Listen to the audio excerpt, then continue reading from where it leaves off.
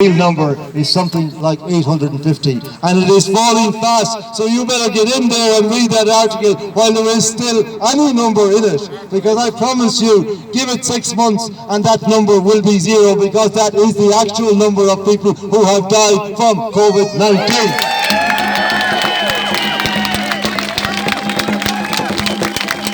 It is a lie. It is a lie that has destroyed the lives of millions of people all over the world and in Ireland. Not alone the livelihoods of people, but the very sanity of people. Good, decent people trusting this organisation because once it housed great broadcasters who could be trusted, believed what they were being told, and hid away terrified in their homes, afraid to go out even into the garden for fear an aerosol might blow over and strike them dead. Because Fergal Bowers told them that was what was going to happen. It is an absolute crime, my friends. It is the crime of the century. We need to get cut to the chase here and stop the equivocation and the arguing about little bits and pieces on the fringes of this. This is the greatest lie that has ever been told in our country. And we do not know for certain. And that lie is being enforced by the kind of thuggery we saw yesterday down in 11. Where people are terrorised, are beaten, they are abused, they have their property taken, they are treated like criminals, because they insist on telling the truth about the lie.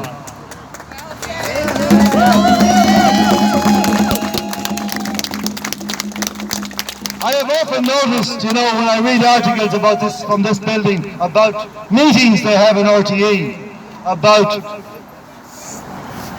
never about the role of RTE in Ireland, never about how well RTE is doing its job, never about how it might better serve the Irish people, always about the conditions and the wages of the people who work in this institution.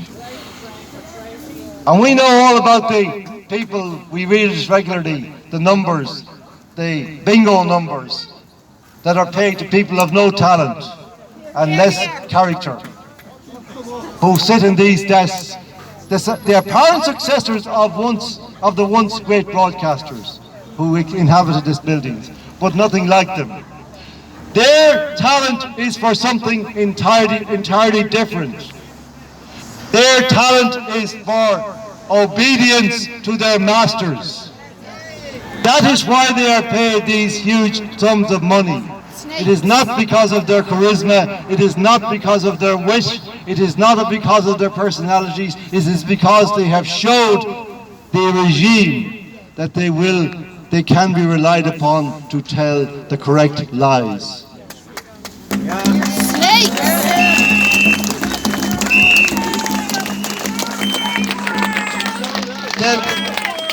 The Director General of this institution, God help us, D. Forbes, has said in the recent past that the licence fee needs to be doubled.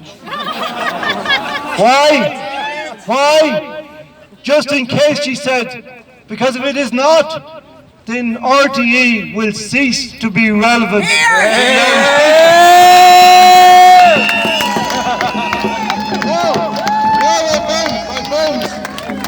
I do apologise for implying previously that everybody in RTE lacks wit or a sense of humour. Clearly, the Director General has a very good sense of humour indeed, because RTE has not represented the Irish people for well over 20 years in any meaningful sense. It has attacked the Irish people, their values, their traditions, their language, their music. It has attacked it in every way. It has undermined the very fabric of our connection with our own country on a daily basis. It has abused us. It has called far-right people who actually say the Irish people have preeminence in their own country. Well, who has if not the Irish? Yes! Well, I wouldn't be surprised to hear such things coming out of an organisation which appointed an Englishman who made his name as a journalist, so-called in America, as the head of news and current affairs. This man, at a previous protest outside this gate, came to the protesters, who were fewer in number than today, and said to them, "Have you people nothing better to do than standing around here protesting about things?" And then he kind of thought about it and says, "Well, I suppose, you know, you have the right to do it, even if you're a bunch of idiots." This is the head of news and current affairs, whom D4s would tell us is relevant to the Irish people. And we need him. John Williams is his name. And you can't find out how much he earns. I know the D4s earns 250,000 plus 63,000 pension contributions and 25,000 per annum for her car. But I assume that John Williams, because his is not being published, even though he's of a lower rank, he's actually paid more than she is. That's my supposition. That's taxpayers' money. And that's all taxpayers' money. It's your money. It's your money. It's our money. We pay them to insult us. We pay them to lie to us. We pay them to abuse us. Just as we pay these guards to beat us up from time to time. No more! No more! No more!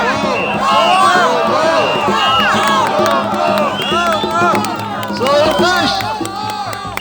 32 years ago, my friends, when RTE was still a respectable broadcaster, I appeared on the Late Late Show as a very young man.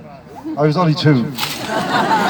And I made a speech on the soapbox that night about why Ireland should repudiate its national debt. Seems like only yesterday. Seems like tomorrow week, actually. And I finished my speech with a line from a movie called Network, in which the great Peter Finch played a broadcaster who was calling his colleagues, calling the people to action against the state of things. And I'll finish with the same words today, my friends. Do you remember that scene when Peter Finch opened the window of his street and started shouting this to the street? And everybody came to their windows and they shouted. And he said, "We're mad as hell! And we're not going to take it anymore!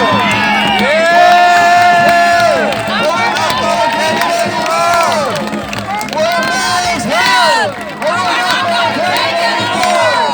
We're mad as hell! And we're not going to take it anymore! We're mad as hell! And we're not going to know it today! And we're going to let them know it today! If you're not angry, there's something wrong with you. Thank you, John.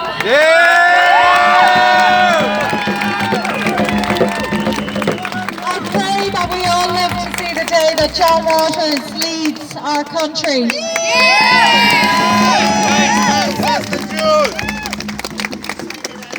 While we talk here today, thank you all, first of all, for all of your support. It's been a horrific 24 hours.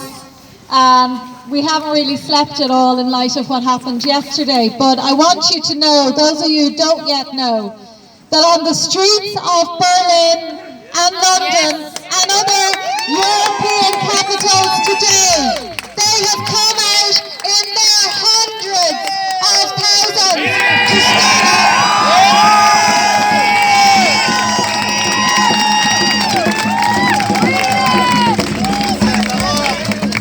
And we now are home away from home, the United States, where so many of our diaspora are fighting for the truth now.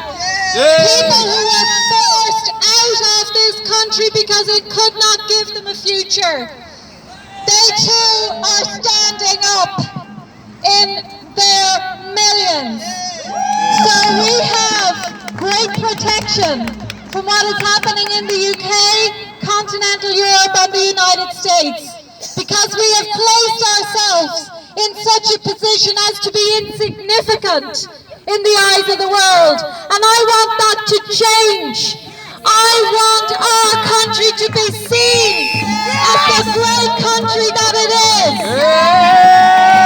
And it will again. And there is one way could end it tomorrow. All we need on this road is 50,000, 100,000, and it's over. How difficult would that be?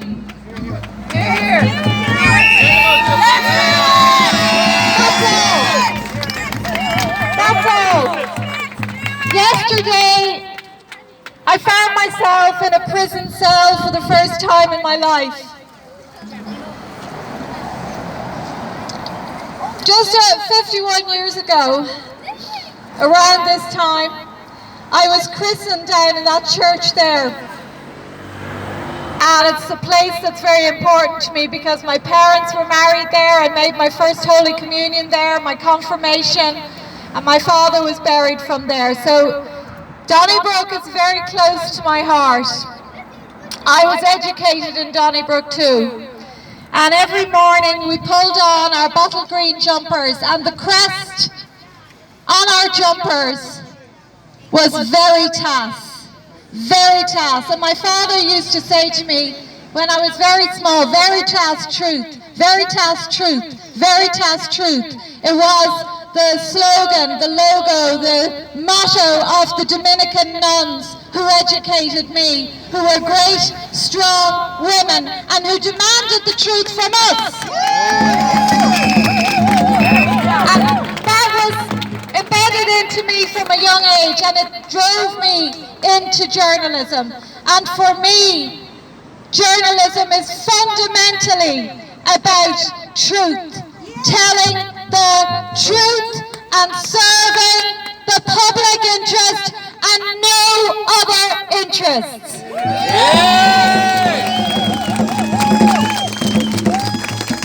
We should be the watchdogs, not the lapdogs of government, which is what they have become. And when I was growing up, as John has said, this was a respectable institution.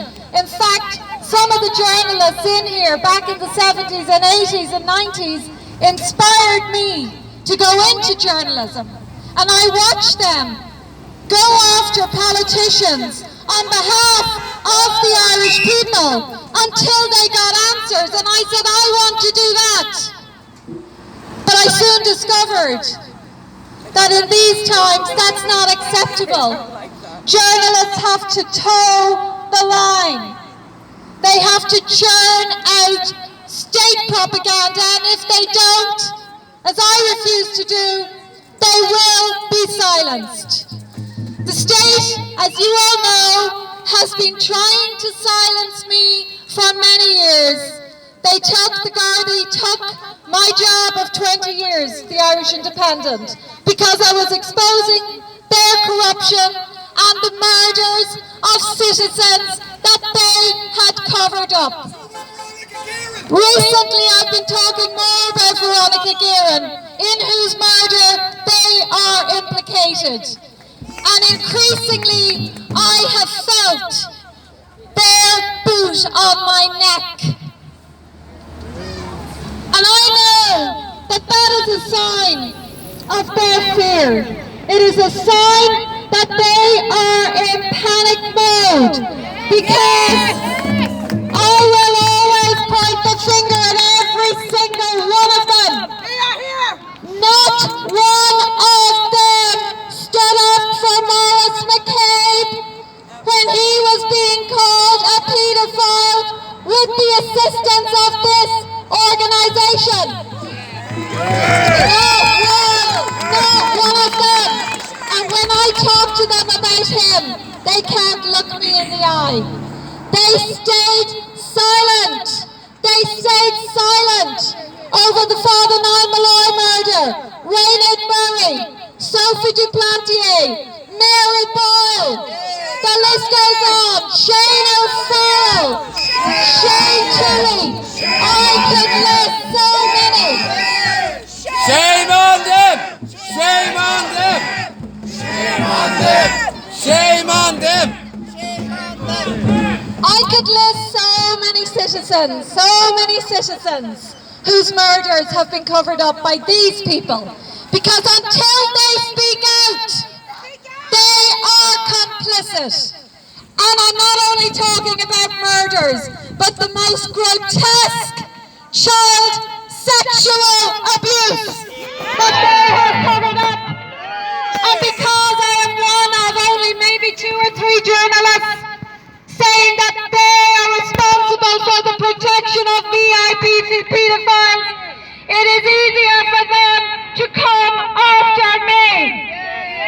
Yesterday I was physically assaulted by 3 of them. 3 monsters. 3 savages. Barbarians. And what was my crime? Trying to waken up our people to this scandemic. That was my crime.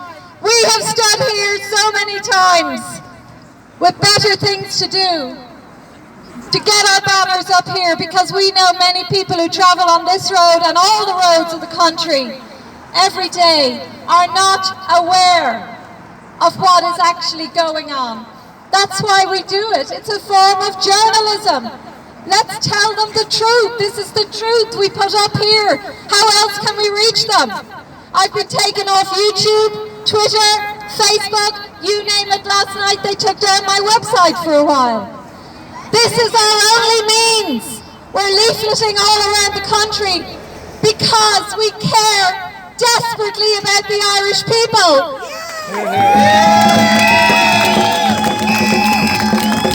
And we care about the future generations who are being so traumatized now.